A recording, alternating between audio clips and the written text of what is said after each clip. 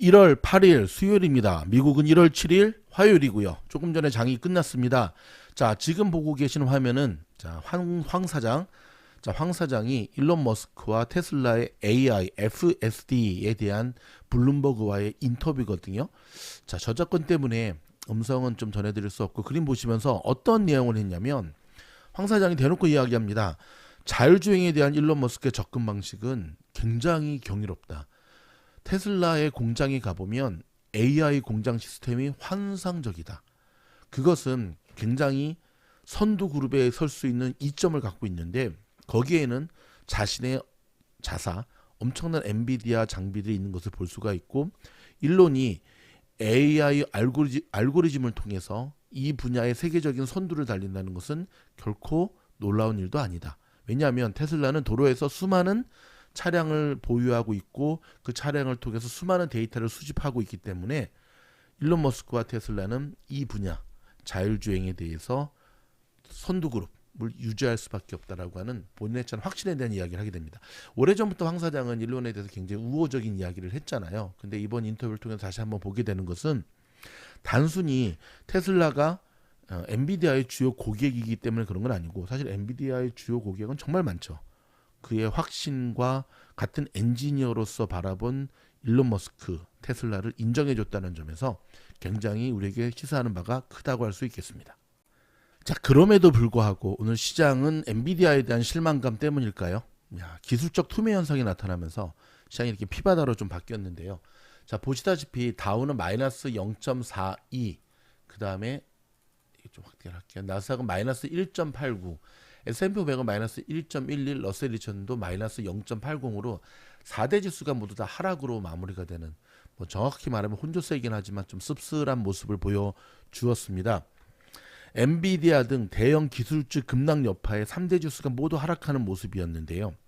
자, S&P 500 지수는 전장보다 무려 66.35포인트가 내린 5,909.03에 기술주 중심의 나스닥은 전장보다 375.30포인트 하락한 19,489.68로 2만 선을 다시 한번 내주는 모습을 보여주었는데요.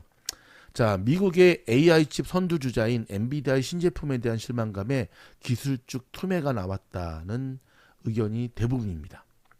미국의 서비스업 업황지수가 확장세를 유지한 가운데 물가지수가 예상치를 웃돈 영향도 있었던 것으로 풀이가 되고요. 사실 이제 여기 보시면 10시부터 장대 음봉이 나오면서 막 시장이 꺾여버렸잖아요. 요때가 이제 경제 중요한 좀 전에 말씀드렸던 서비스업 경제지표가 나왔던 때였거든요. 자, 이날 엔비디아는 6% 넘게 하락하면서 시가총액도 3조 5천억 달러 아래로 내려갔습니다. 자, 황 사장은 CES 2025 연설에서 나서 신기술을 선보였지만 기대감보다는 실망감이 더 큰 것으로 시장은 받아들였습니다. 엔비디아는 로보틱스 기술을 가속할 수 있는 코스모스 플랫폼과 자율주행 기술을 선보였는데요. 벤치마크의 코디 분석가는 많은 투자자는 블랙웰과 차세대 그래픽 처리 장치 즉 GPU 플랫폼 루빈에 대해 더 구체적인 진행사항을 기대했던 것 같다고 말했습니다. 그는 황 사장의 설명에는 다소 좀 심심했다. 기대가 너무 높았기 때문일까요? 2026년에 출시가 예정된 엔비디아의 루빈 아키텍처에 대한 명확성이 부족하면서 시장이 실망했다라고 짚었고요. 엔비디아 주가가 주춤하자 인공지능 및 반도체 관련주 주가도 전반적으로 꺾이는 모습을 보여주었습니다. 자, 필라델피아 반도체 지수는 1.84% 하락했고요. 다음에 TSMC도 3.90, 브로드컴도 3.25, ASML도 1.42, AMD도 1.71 밀렸습니다. 다만 마이크론은 2.67 상승했습니다. 여기 보이시죠? 엔비디아 밑에 유일하게 파란색. 그러다 보니까 M7 주식들도 동반 하락을 했는데요. 애플과 마소, 메타는 1%대 하락을 기록했고 테슬라는 무려 4% 넘게 떨어졌습니다. 아마존도 2.42% 하락을 했습니다. 자, 오로라 이노베이션은 자율주행차 관련 엔비디아와 장기적인 파트너십 계약 체결 소식에 무려 29%가 급등했습니다. 장중 최대 상승폭은 무려 51%에 달했는데요. 이런 걸 가지고 우리가 죽 서서 남 좋은 일 시킨다.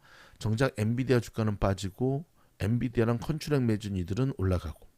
자, 미국의 서비스업 업황지수와 구인 건수가 예상치를 웃돌면서 증시의 하방 압력으로 작용했습니다. ISM 지수는 지난 12월 서비스 구매자 관련 지수 PMI가 54.1을 기록했다고 발표했는데 이는 11월에 52.1에서 2포인트 이상 상승한 수치거든요. 자, 시장의 예상치인 53.3 또한 웃돌았고요. 하위 지수 중 가격 지수가 64.4로 11월에 58.2 대비 6.2포인트가 급등하면서 국채 금리를 끌어올려 버렸습니다. 서비스 기업들이 자재 및 서비스 구입에 지불하는 비용을 보여주는 이 지수는 약 2년 내 최고치로 올랐는데요. 예상보다 도매 물가가 뜨거워지면서 금리 인하에 대한 기대감이 더 약해졌습니다. 이는 국채 금리에 상방 압력을 넣는 재료로 활용이 되었고요. 기술주는 통상 고금리 환경이 불리하다고 여겨지게 되죠. 자, 시카고 상품거래소석 패드워치 룰에 따르면 연방기금금리 선물시장에서 1월 기준금리가 동결되는 확률이 95.2까지 올랐습니다. 그러니까 이번 달 FOMC에서는 동결이 유력해 보인다는 거거든요. 자, 구인 시장은 여전히 견고했습니다. 미국 노동부가 발표한 작년 11월 구인 이직 보고서 일명 졸트를 보면 계절의 조정 기준으로 구인 건수는 809만 8천 건으로 집계가 됐고요. 직전 달인 11월보다 늘었습니다. 업종별로 보면 에너지와 의료 건강을 제외한 모든 업종이 하락했습니다. 이미 소비재와 기술은 2% 넘게 급락하며 증시를 끌어내렸습니다. 자, 계속해서 헤드라인 중심으로 몇 가지 소식을 전해드릴 텐데요. 그록 아시죠? 트위터의 그 유료 챗 GPT 같은 AI 테슬라 차에서도 쓸 수 있게 출시될 예정이라고 밝혔습니다. 자, 어제도 말씀드렸는데요. 엔비디아가 파트너십으로 토요타 티커는 TM이죠. 자율주행을 선보일 것이라고 이야기를 했습니다. 여러분, 지금 제가 이제 보여드릴 한 가지 비디오가 있는데요. 야, 이거 정말 황당이 아니라 야, 이게 가능할까요? 먼저 한번 보고 진행하도록 하겠습니다. 이게 BID거든요.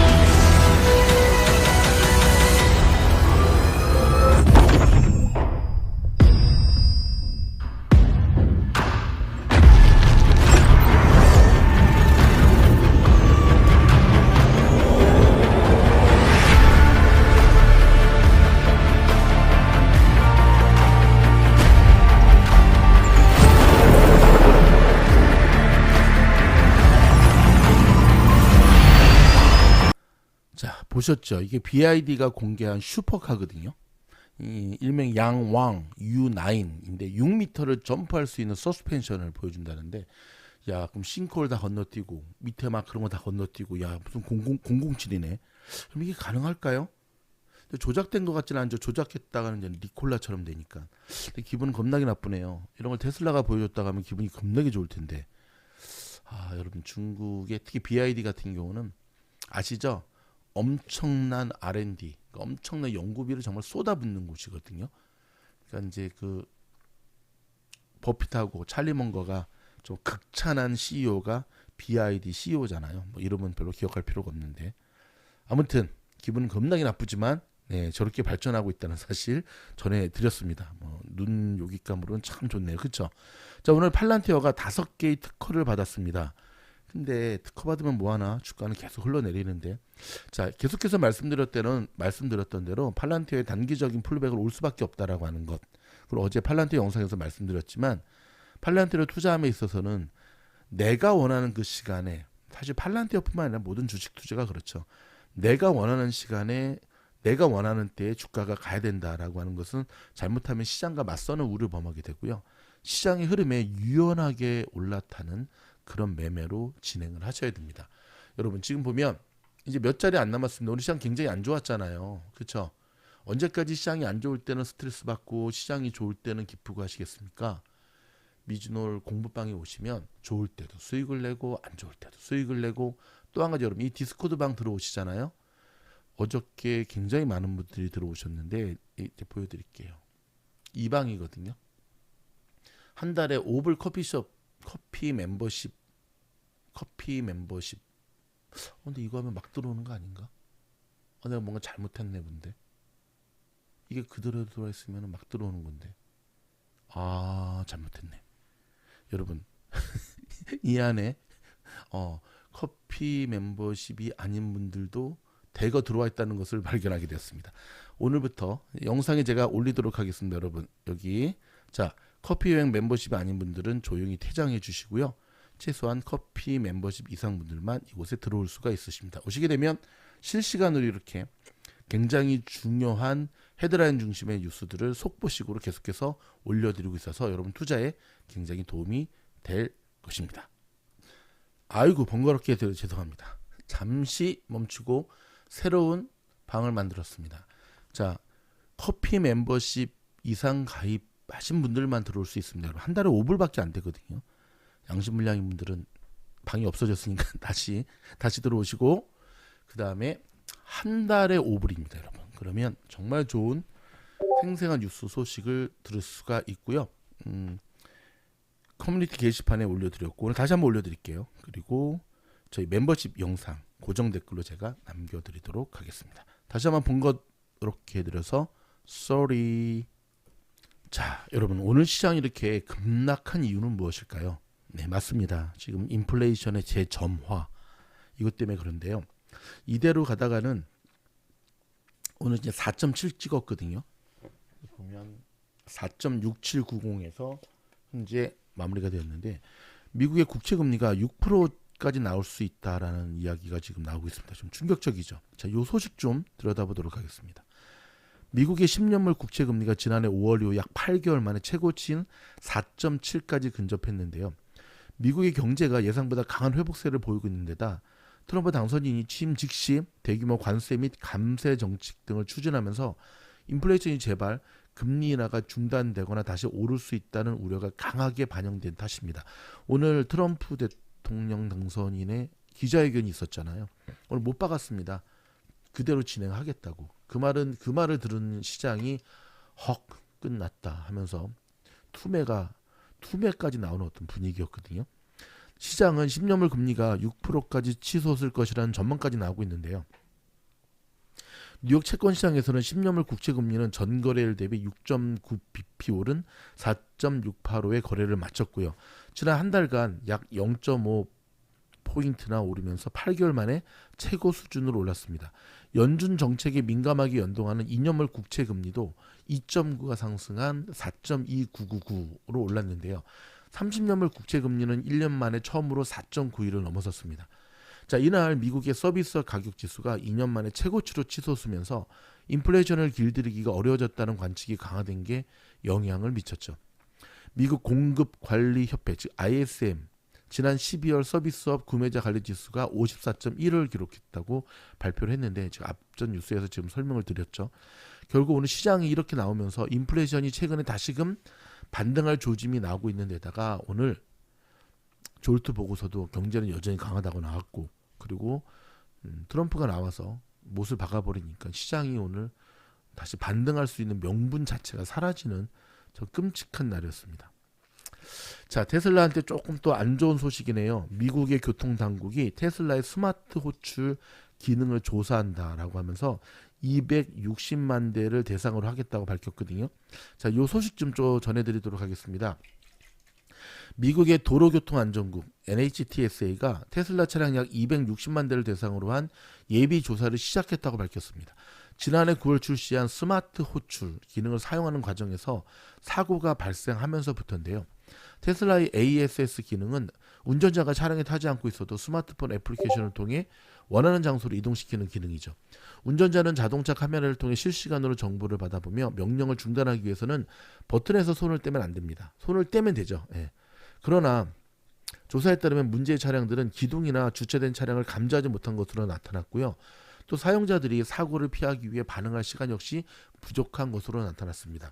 이 ASS의 최대 속도, 공공도로 사용, 가시거리 요구사항 등을 평가할 예정인데요. 이번 조사에서는 스마트폰 앱을 통한 원격 제어, 연결 지연의 영향, 예상치 못한 상황에서의 시스템 성능도 포함이 됩니다.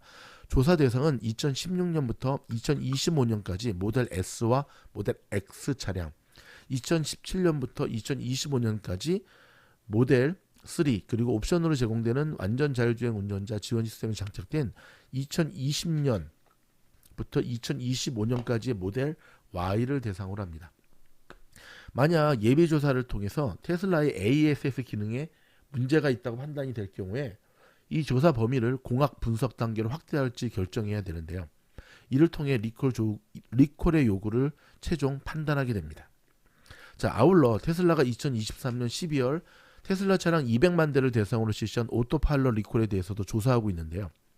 앞서 테슬라는 오토파일럿 시스템이 운전자의 부주의를 방지하기에 충분치 않다면서 2012년 10월 5일부터 2023년 12월 7일 사이에 생산된 미국에서 판매된 모든 차량 203만 대를 무상으로 리콜하기로 한 바가 있죠.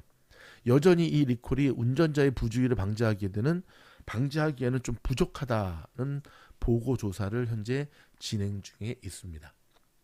자, 완전한 우리의 제품을 만들어가기 위해서는 한 번쯤은 거쳐야 될 과정이니까 일단은 이 조사를 통해서 그렇죠. 혐의를 벗는다. 아무튼 테슬라의 우수성이 증명이 되면 오히려 이 부분이 더 테슬라한테는 강한 호재로 작용할 수 있다는 사실을 또 기억하시기 바랍니다. 시장이 전반적으로 계속해서 눈치를 보면서 살얼음판을 겪고 있는데요. 여러분 앞전에도 말씀드렸지만 언제까지 시장의 흐름에 따라서 여러분들 되게 힘들어하시고 하겠습니까?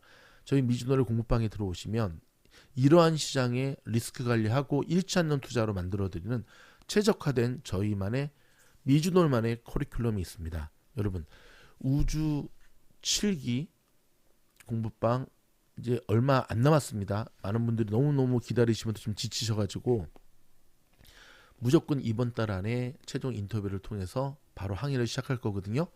저희 멤버십 VIP 멤버십 이상 가입하신 분들이 지원하실 수가 있습니다. 지원하셔서 함께 공부하시기를 원합니다. 여러분 저희 영상이 도움이 되었다 한다면 좋아요, 구독, 알림 눌러주시고요. 더 좋은 영상을 통해서 여러분들을 지원하도록 하겠습니다. 고맙습니다.